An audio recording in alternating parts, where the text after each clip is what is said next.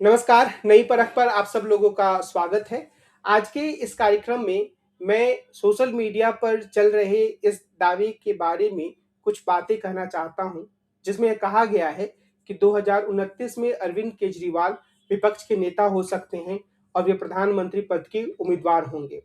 आमतौर पर इस तरह की दावेदारी भारतीय जनता पार्टी के सांसद या नेता नहीं करते हैं। निश्चित रूप से उनके नेता नरेंद्र मोदी हैं, लेकिन आम आदमी पार्टी के समर्थक ऐसा ज़रूर करते हैं।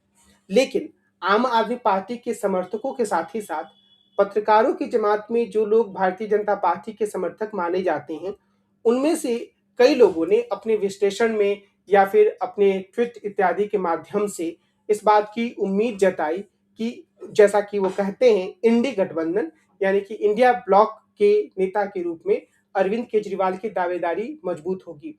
अवध ओझा जैसे अरविंद केजरीवाल के समर्थकों ने तो यहाँ तक कहा कि मैं पहले भी कहता था कि 2029 में वो प्रधानमंत्री पद के उम्मीदवार होंगे और तब लोग मुझ पर हंसते थे। यानी कि अवध ओझा का यह मानना है कि अब तो निश्चित रूप से अरविंद केजरीवाल 2029 में प्रधानमंत्री पद के उम्मीदवार होंगे।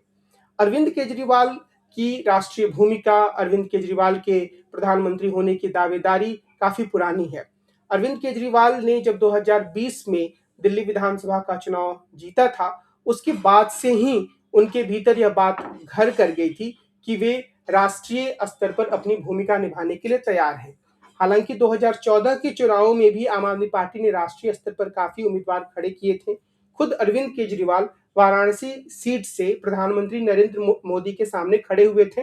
हालांकि उन्हें उस चुनाव में हार का सामना करना पड़ा।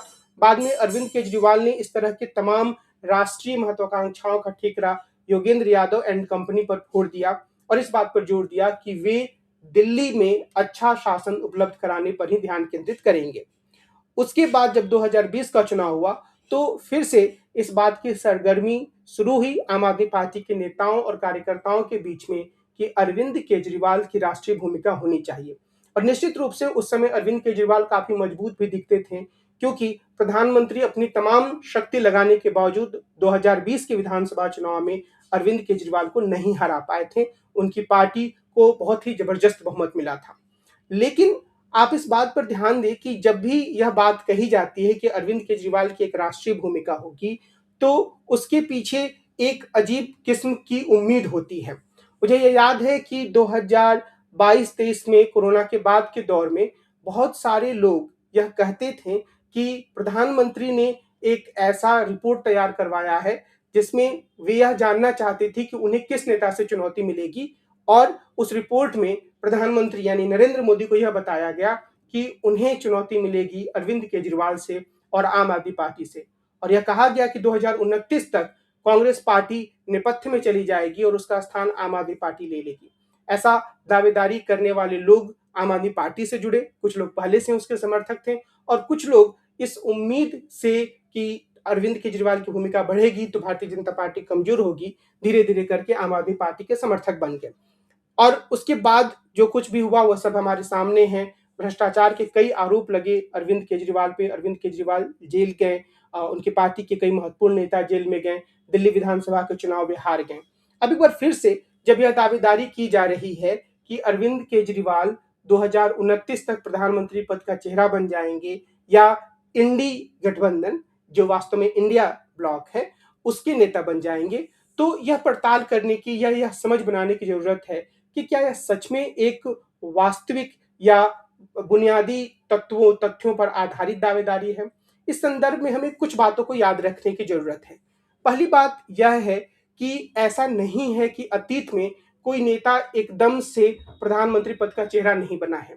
आप विश्वनाथ प्रताप सिंह को याद कीजिए। विश्वनाथ प्रताप सिंह जब कांग्रेस से निकले थे तो वे उतने मजबूत नेता के रूप में स्थापित नहीं हुए थे। वे एक बड़ा चेहरा थे, निश्चित रूप से उत्तर प्रदेश के पूर्व मुख्यमंत्री थे, राजीव गांधी की सरकार में वित्त मंत्री थे।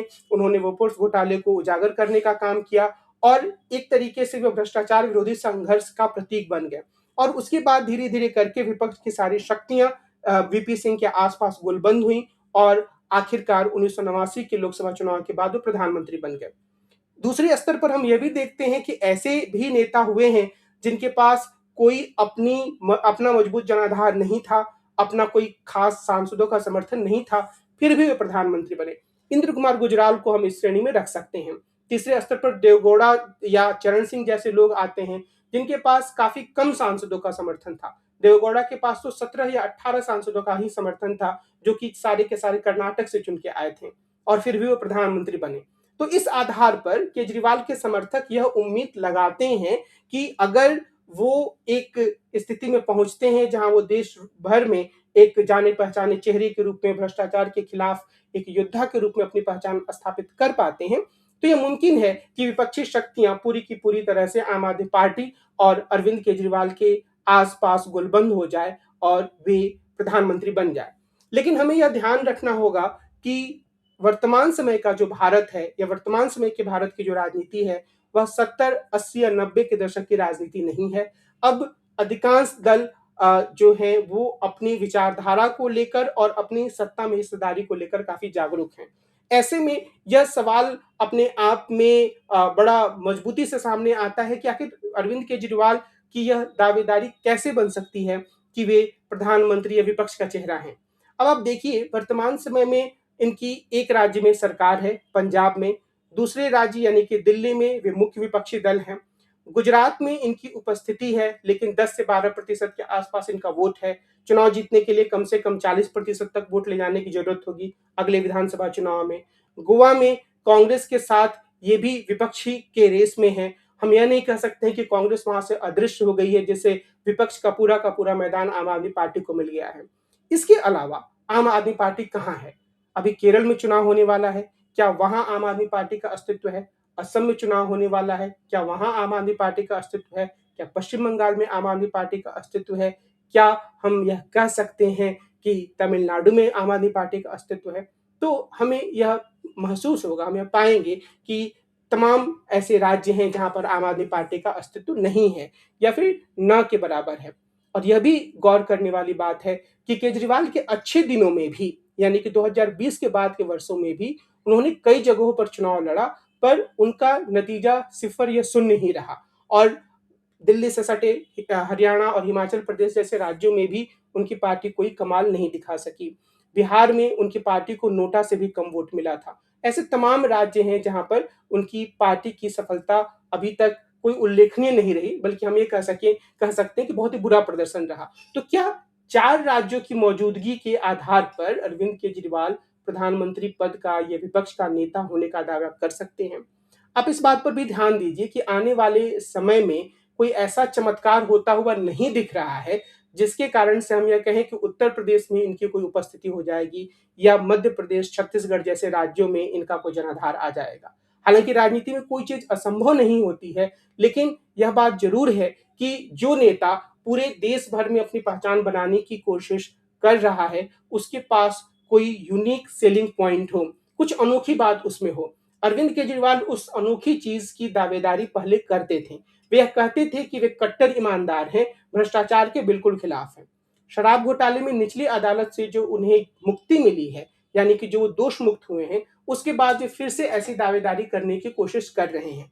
लेकिन मुझे यह लगता है कि कुछ ऐसी चीज़ें हैं, जिसके बारे में अरविंद केजरीवाल के पास अभी भी कहने के लिए या सफाई देने के लिए कुछ नहीं है। मिसाल के तौर पर जब वे ज़्यादा राजनीति में सक्रिय होंगे, तो उनके राजनीतिक विरोधी ज़रूर इस बात को उठाएँगे कि आखिर उन्होंने शीश महल में पानी की तरह पैसा क्यों बहाया था। वे यह कह सकते हैं कि प्रधानमंत्री भी इतना सारा खर्च करके रहते हैं, लेकिन प्रधानमंत्री ने कभी भी कट्टर ईमानदारी को अपना यूएसपी नहीं बनाया। प्रधानमंत्री कभी भी भ्रष्टाचार मुक्त राजनीति को स्थापित करने के का नारा देकर राजनीति में नहीं आए। उनकी बातों में यह बातें ज़रूर आती थी, पर अंततोगत्वा वे एक हिंदूवादी राजनीति के प्रतीक को लेकर ज़्यादा मजबूती से आगे बढ़ रहे थे, जिसमें वो विकास की बातें कर रहे थे। पर वो भ्रष्टाचार को लेकर अपनी राजनीति को शुरू करने वाले नेता नहीं थे।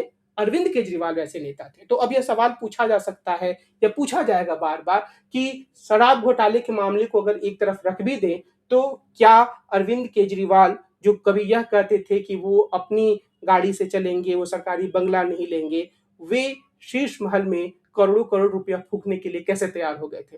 यह और कुछ ऐसे और मामले हैं जिस पर अरविंद केजरीवाल को अपनी छवि को साफ-सुथरा करके प्रस्तुत करना होगा। इसके अलावा जो एक अन्य महत्वपूर्ण बात हमें याद रखने की ज़रूरत है, वो यह कि क्या कोई वैकेंसी खाली है विपक्ष के नेता की? क्या कोई वैकेंसी खाली है प्रधानमंत्री पद को उम्मीदवार की? निश्चित रूप से तमाम दल यह चाहते हैं कि उनके नेता सबसे प्रमुख नेता के रूप में सामने आए। आप तृणमूल कांग्रेस के किसी समर्थक से पूछेंगे तो वो ममता बनर्जी का नाम लेगा, अगर समाजवादी पार्टी के किसी व्यक्ति से पूछेंगे तो वो अखिलेश यादव का नाम लेगा। तो आखिर ऐसी कौन-सी मजबूरी आएगी कि ममता बनर्जी या अखिलेश यादव के समर्थक या सांसद यह कहने लगेंगे कि अरविंद केजरीवाल में ऐसे सुर्खाब के पलड़े हैं कि उन्हें ही विपक्ष का नेता बनाया जाना चाहिए। अरविंद केजरीवाल ने ऐसी कोई चमत्कारिक स्थिति दिखाई नहीं है। तो कुल मिलाकर जो ये पूरी दावेदारी है, जो पूरा थीसिस है कि आने वाले 3 सालों के भीतर कुछ ऐसा चमत्कारिक होने वाला है जिससे अरविंद केजरीवाल विपक्ष के सबसे बड़े नेता बन जाएँगे, उसमें कोई खास दम नज़र नहीं आता है। कुल मिलाकर जो चीज़ समझने की है वह यह कि बहुत बार इस तर्क को दिया गया पिछले 3-4 हफ्तों में कि राहुल गांधी विपक्ष के सबसे बड़े नेता बन चुके हैं। यह तर्क दिया गया कि राहुल गांधी और प्रधानमंत्री की लोकप्रियता का जो अंतर है वो धीरे-धीरे कम हो रहा है। तो ऐसे में विपक्ष के खेमे के भीतर जो एक कॉम्पिटिशन है, उसे बढ़ाने के रूप में अरविंद केजरीवाल के पुनर्आगमन को देखा जा सकता है। लेकिन मुझे ऐसा लगता है कि वह कॉम्पिटिशन दूर-दूर तक नहीं होगा। अरविंद केजरीवाल की पार्टी के सामने अभी भी अपना अस्तित्व बचाए रखने की चुनौती है। पंजाब में उनकी सरकार को अच्छा खासा एंटी इनकम्बेंसी का सामना करना पड़ेगा। भगवंत मान अपनी वह छवि नहीं बना पाए हैं, जैसी छवि 2020 के पहले या मैं कहूँ 2021-22 तक अरविंद केजरीवाल बनाकर रखे हुए थे। इसके अतिरिक्त ऐसी कोई संभावना नहीं दिख रही है कि गुजरात में ऐसा कोई चमत्कार होने वाला है जिससे आम आदमी पार्टी सत्ता में आ जाएगी या फिर मुख्य विपक्षी दल भी बन जाएगी। तो आखिर अरविंद केजरीवाल की स्वीकार्यता या उनके दल का आधार कहाँ बढ़ेगा? उन्होंने अनेकानेक राज्यों में यह कोशिश की, लेकिन अधिकांश राज्यों में उनकी पार्टी को नोटा से भी कम वोट मिले हैं। इसलिए आम आदमी पार्टी के समर्थकों को, आम आदमी पार्टी के समर्थक पत्रकारों को इस तरह की दावेदारी छोड़ देनी चाहिए कि उनकी पार्टी सबसे प्रमुख विपक्षी दल बनने वाली है या फिर उनके नेता अरविंद केजरीवाल प्रधानमंत्री पद का उम्मीदवार विपक्षी दलों की तरफ से घोषित हो सकते हैं। उनके लिए ज़रूरी है कि वे अपने दल को ठीक करें, अपने दल की छवि पर जो दाग लगा है उसे अच्छी तरीके से दूर करें, अपने कार्यकर्ताओं को प्रोत्साहित करें और उस प्रोत्साहित करने में उन्हें झूठा सब्ज-बाग दिखाने की ज़रूरत नहीं है कि आम आदमी पार्टी का प्रधानमंत्री अगली बार होगा। उसके स्थान पर उन्हें ज़मीनी स्तर के कार्यकर्ताओं को अपने से जोड़ने और बहुत ही व्यावहारिक लक्ष्य देने की ज़रूरत है। अगर वे ऐसा नहीं करते हैं, तो निश्चित रूप से मीडिया का कुछ अटेंशन उन्हें ज़रूर मिल जाएगा, खासतौर पे गोदी मीडिया उन्हें हाथों-हाथ लेगी क्योंकि उनकी उभार को वह राहुल गांधी के नीचे जाने के एक विकल्प के रूप में देखती है। लेकिन हकीकत में जो स्थिति बनेगी उसमें आम आदमी पार्टी धीरे-धीरे हाशिए पर चली जाएगी और अन्य बहुत सारे राज्यों में वह धीरे-धीरे अप्रासंगिक भी होती जाएगी। हालाँकि यह कहना ज़्यादा सही है कि वह अभी भी अप्रासंगिक ही है। तो आम आदमी पार्टी को कोशिश यह करनी चाहिए कि जहाँ-जहाँ उसका अस्तित्व अभी है, वहाँ पर वह अपने आप को मजबूत करे और विचारधारा के स्तर पर अपने आप को स्पष्टता के साथ आगे बढ़ाने की कोशिश करे। क्योंकि विचारधारा के स्तर पर अभी भी बहुत सारे लोग आम आदमी पार्टी को आकर्षक नहीं पाते हैं। उन्हें लगता है कि आम आदमी पार्टी भारतीय जनता पार्टी के सुर में सुर मिलाकर बात कर सकती है या भारतीय जनता पार्टी की तरह ही अनेक मुद्दों पर, खासतौर पर सांप्रदायिकता के मुद्दे पर वो ढुलमुल रवैया अपनाती है। आज की अपनी इस चर्चा को मैं इसी बिंदु पर विराम देता हूँ। हम कल फिर मिलेंगे और किसी अन्य मुद्दे पर विस्तार से बातचीत करेंगे। नमस्कार।